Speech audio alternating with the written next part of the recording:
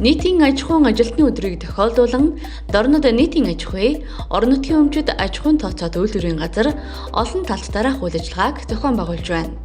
9-р сарын 19-нд орон сууцны 44, 54, 56, 57, 64, 65, 66 дугаар байрны зойрын дундын өмчлөлийн халуун хөдөө усны босоо шугамын хаалт солих ур чадварын тэмцээн.